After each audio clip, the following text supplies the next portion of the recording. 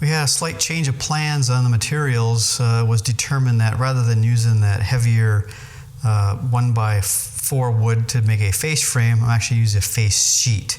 So the material we're going to use is actually a 1/4 inch plywood. It's a birch plywood, and it's very lightweight. This is a 2x4 sheet, and it is super light. You know, it's kind of like some of that paneling you've seen, just that it has a nice birch face on it, like a veneer. So hopefully it's going to work. Give it a try. So the first thing I got to do here is cut it, rip it down. So I got the saw ready. We got to make some marks on the wood. Make sure the saw is set up right for everything we need to do. Get the vacuums running, and go ahead and give it a cut. So let's get this set up here. So I got to make some lines on my wood. I've got to get myself a straight edge here. Grab this guy here, and we're going to cut 20 inches. So that panel is going to be 20 by 24. That makes it 4 inches bigger all around than the picture itself. And that gives me 2 inches on every edge to put the molding, which is 2 inches wide, but I'm going to flare out a little bit so we get a 1/4 inch gap between the edge of the frame on the inside and the edge of the picture, so you can see all the way down to this face sheet that's going to be mounted to. So this will actually be kind of the frame that the picture is held to. And so in addition to mounting the picture on this, we're going to put the picture mounting hangers on here, but they're going to extend through right onto the stretcher that's underneath on the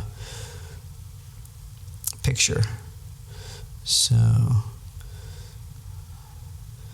measure twice, cut once, do my measurement here, make sure I'm at 20 inches. Do it this way. We are at 20, okay. I'll have to set the table saw up because I'm going to use the fence to do that cut. I'm not going to try and hand line it. This just gives me a guide. Okay, so put that back out of the way. Let's get it on the saw here now and see how it fits. I did set the fence for 20 inches, and this is so light, I don't need to worry about hanging it off the edge here. I'll just pass it through till we get to the other side. So that looks good. Do a measurement done here again, make sure we're at 20 inches. My fence is set for 20 inches, so I should be good. But it's always good to measurement, and I'm unplugged right now. So I'm done with this. I can plug the saw in, put my hearing and eye protection on. So I am at 20 inches to that side of the kerf. So leave us 20 inches of material. All right, and that's what we're looking for. So eyes and ears, vacuum cleaner. Oh, one thing I got to make sure my stand over there is going to be able to support that piece when it comes off. So I'm going to make sure it's set to the right height. I had these on the other day. That one's way too high. I got to lower that one. Oh, and that one's perfect. Okay, that must have been the one I had on that side the other day. So I'm going to adjust this one. Get it down.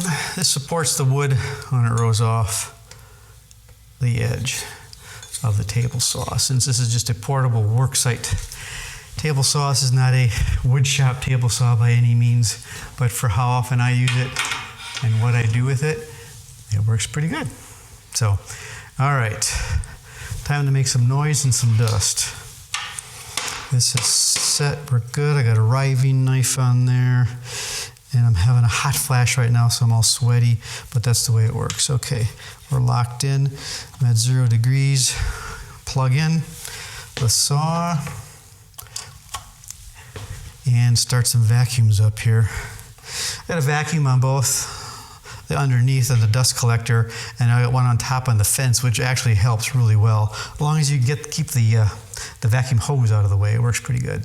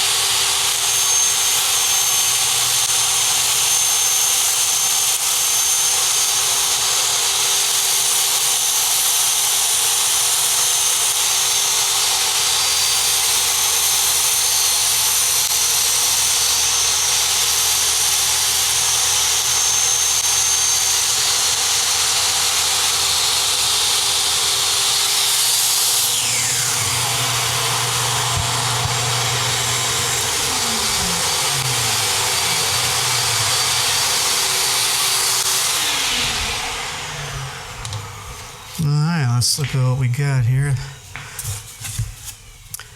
This is our backup piece in case we can do it a second time. And here is our primary piece here.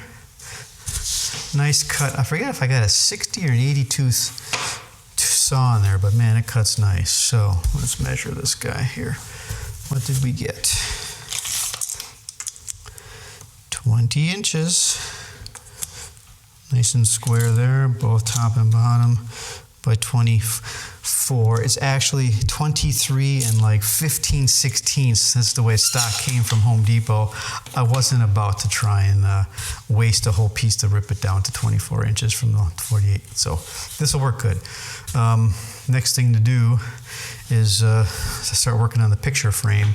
Probably have to get some paints and stains to figure out what's going to work with this without raising the grain too much, because with it having such a thin veneer, you don't have much to mess with. So I think you're going to have to use a oil-based product as opposed to a water-based one, because water-based one might cause this wood to flare up, really raise the grain fast, which we don't want. So I think we're good there. Again, this dust collection works great. I have almost zero sawdust here, so I really like the way that works. We're moving on to the next step.